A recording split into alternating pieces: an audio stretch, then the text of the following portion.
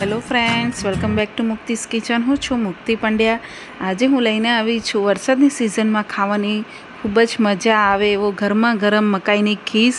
અહીંયા મકાઈની ખીસ બહુ જ ટેસ્ટી લાગે છે, નાના મોટા સૌને ભાવે એવી આ રેસીપી છે. જો તમારે મકાઈની ખીસ એકદમ ક્રીમિશ ના બનતી હોય અને તમને જો ના આવડતી હોય તો અહીંયા હું બતાવવાની છું કેવી રીતે બનાવાય, અને એકદમ જ ઇઝી છે બનાવવામાં. અને જો તમને મારી રેસીપી ગમે તો મારી ચેનલને સબસ્ક્રાઈબ કરજો, બેલ આઇકન પર ક્લિક કરજો. તો સૌથી પહેલાં અહીંયા તમારે મકાઈના દોડા લઈ લેવાના છે. અહીંયા મેં અમેરિકન મકાઈ લીધેલી છે, જે બજારમાં હમણાં ઇઝીલી મળી જાય છે. જો તમારી પાસે અમેરિકન મકાઈ ના હોય, અત્યારે દોડાની સિઝન હોવાથી ઇઝીલી મળી જાય છે, પણ જો તમારે સિઝનમાં આ ખીસ બનાવીને ખાવી હોય તો તમે ફ્રોઝન મકાઈ બી લઈ શકો છો. હવે આ મકાઈ અહીંયા લઈ લેવાની. પછી તમારે એક થાળી અને એક આવી છીણી લઈ લેવાની. એમાં આપણે આ મકાઈને છીણવાનું રહેશે. તમારે અહીંયા મકાઈ છીણતી વખતે ખાસ ધ્યાન રાખવાનું છે કે જેનો સફેદ ભાગ હોય છે એ તમારે બહુ અંદર છીણીને નથી લેવાનું. ઉપરની જ બધી મકાઈઓ તમારે છીણીને રેડી કરવાની છે. આ રીતે તમારે બધી જ મકાઈ છીણીને રેડી કરી લેવાની. મકાઈ અહીંયા તમારી બધી છીણીને રેડી થઈ જાય પછી આવી રીતે એક વાસણમાં લઈ લેવાની અને આને સાઈડમાં મૂકી દેવાની. તો આને ખીસ બનાવવા માટે તમારે હવે એક કઢાઈ લઈ લેવાની છે ગેસ ઉપર, અને ગેસની ફ્લેમ તમારે અહીંયા સ્લો રાખવાની છે.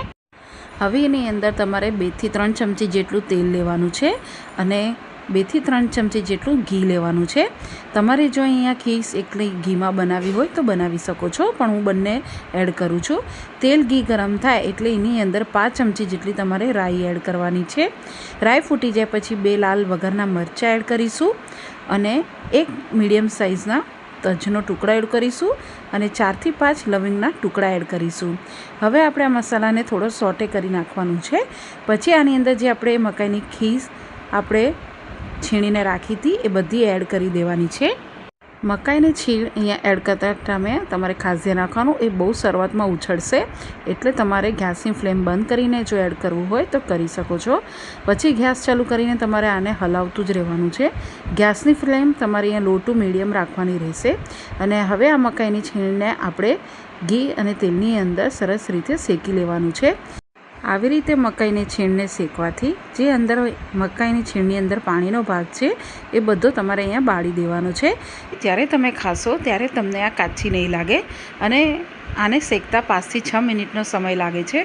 જેમ તમે આ મકાઈની છીણ શેકશો એમ તમારે આ પેનથી છૂટું પડતું તમને દેખાશે, મીન્સ કે તમારું અહીંયા છીણ શેકાઈ ગયું છે. હવે આની અંદર આપણે દૂધ એડ કરવાનું છે. મેં અહીંયા 2 થી 3 કપ જેટલું દૂધ લીધેલું છે અને એમાંથી પહેલાં આપણે અડધું જ એડ કરવાનું છે અને અડધું રવા દેવાનું છે. હવે આપણે આ દૂધની અંદર આ છીણને સરસ રીતે મિક્સ કરી લેવાનું છે. એકદમ જ ગઠ્ઠા ન રહે એ રીતે તમારે આને મિક્સ કરવાનું. ગેસની ફ્લેમ તમારે લો ટુ મીડિયમ જ રાખવાનું રહેશે. આવી રીતે તમારે દૂધમાં સરસ રીતે છીણ મિક્સ થઈ જાય પછી તમારે આને ઢાંકી દેવાનું છે અને 5 થી 6 મિનિટ માટે આને સ્લો ગેસ ઉપર કૂક થવા દેવાનું છે. 5 મિનિટ જેવું થાય એટલે તમારે આને ખોલીને જોઈ લેવાનું.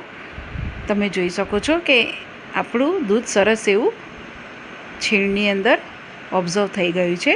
તમે જોઈ શકો છો આ રીતે છીણની અંદર તમારું દૂધ એકદમ જ ઓબ્ઝર્વ થઈ જવું જોઈએ. અને આવી રીતે આ પ્રોસેસ કરવાથી જ્યારે તમે ખીસ ખાશો ત્યારે તમને એકદમ જ ક્રીમીશ પડતી ટેસ્ટમાં લાગશે. એટલે પહેલાં આપણે શરૂઆતમાં થોડુંક જ દૂધ એડ કરવાનું, પછી તમારે જે બીજું અડધું દૂધ રાખ્યું છે એ એડ કરી દેવાનું અને ફરીથી આને સરસ રીતે મિક્સ કરી લેવાનું છે. અહીંયા ફરીથી ગઠ્ઠા ન રહે એ રીતે તમારે મિક્સ કરવાનું. પછી આપણે આની અંદર લસણ અને મરચાંની પેસ્ટ એડ કરવાની છે. અહીંયા તમારે કેટલું તીખાશ રાખવું છે એ પ્રમાણે તમારે અહીંયા મરચાં અને લસણની પેસ્ટ એડ કરી શકો છો.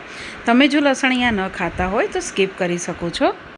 પછી 5 ચમચી જેટલી આપણે હળદર એડ કરવાની છે. હળદર અહીંયા તમારે બહુ એડ નથી કરવાની અને આને સરસ રીતે મિક્સ કરી લેવાનું છે. હળદર એડ કરવાથી આનો થોડો કલર તમને યલોશ પડતો આવશે, એટલા માટે આપણે એડ કરીએ છીએ. હળદર એડ થઈ જાય પછી આમાં આપણે ગળપણ માટે સાકર એડ કરવાની છે. હું અહીંયા 2 થી 3 ચમચી જેટલી સાકર એડ કરું છું. તમારી જો અહીંયા મકાઈ ગળી હશે તો એ પ્રમાણે તમારે સાકર એડ કરવાની અને તમે તમારા ટેસ્ટ પ્રમાણે સાકર ઓછી વધતી કરી શકો છો. સાકર એડ થઈ જાય પછી તમારે સાકર સરસ રીતે મેલ્ટ થાય એ રીતે તમારે હલાવતું રહેવાનું છે. ગેસની ફ્લેમ તમારે લો ટુ મીડિયમ જ રાખવાની છે. ફાસ્ટ ગેસ પર તમારે નથી હલાવવાનું. અહીંયા સરસ મિક્સ થઈ જાય પછી આને ઢાંકી દેવાનું છે અને બીજી 3 થી 4 મિનિટ માટે આપણે આને કૂક થવા દેવાનું છે. ગેસની ફ્લેમ સ્લો જ રાખવાની. 4 મિનિટ જેવું થાય એટલે તમારે ખોલીને જોઈ લેવાનું. ખોલીને પછી એક વખત આને હલાવી લેવાનું. આજુબાજુથી તમારે જે ક્રીમ બનતી હોય મલાઈ દૂધની એ પણ તમારે આમાં એડ કરતું જવાનું અને હલાવતું રહેવાનું. પછી સ્વાદ પ્રમાણે મીઠું એડ કરવાનું. મીઠું અહીંયા ધ્યાનથી શરૂઆતમાં ઓછું જ એડ કરવાનું. પછી આની અંદર તમારે ખડા મસાલા એડ કરવાનો છે. એમાં આપણે 5 ચમચી જેટલો તજ પાવડર અને 5 ચમચી જેટલો લવિંગનો પાવડર એડ કરવાનો છે. આ બંને પાવડર તમારે એડ કરવાથી ખીચનો સ્વાદ બહુ જ સરસ લાગે છે. આ બંને મસાલા તમે એકવારથી જરૂરથી એડ કરજો અને તમારા ટેસ્ટ પ્રમાણે આ મસાલા તમે ઓછા વધતા કરી શકો છો. હવે સરસ રીતે મિક્સ થઈ જાય પછી તમારે આને ઢાંકી દેવાનું છે અને બીજી 5 મિનિટ જેવું સ્લો ગેસ પર કૂક થવા દેવાનું છે, જેથી મકાઈની અંદર તજ પાવડરનો મસાલાનો ફ્લેવર આવી જાય. 5 મિનિટ જેવું થાય એટલે ખોલીને જોઈ લેવાનું. તમે જોઈ શકો છો કે મકાઈની ખીચની અંદર સરસ એવા બબલ્સ આવી ગયા છે અને આને સરસ રીતે હલાવી લેશું. આ રીતની તમારી થિકનેસ રાખવાની છે. અહીંયા ખીચ તમારી બહુ જાડી નહીં અને પતલી નહીં એ રીતની તમારે બનાવીને રેડી કરવાનું છે. ઉપરથી થોડીક આપણે ફ્રેશ કોથમીર એડ કરીશું અને આને હલાવી લઈશું. હવે ગેસની ફ્લેમ આપણે બંધ કરી દઈશું અને આ મકાઈની ખીચને ગરમ ગરમ આપણે સર્વ કરી લઈએ. અહીંયા મકાઈની ખીચ આપણી સર્વ કરીને રેડી છે.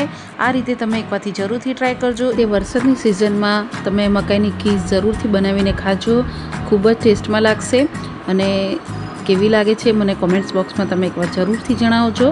અને જો તમને મારી રેસીપી ગમે તો મારી ચેનલને સબસ્ક્રાઈબ કરજો, બેલ આઇકન પર ક્લિક કરજો અને મારી ચેનલને શેર કરજો. Thank you.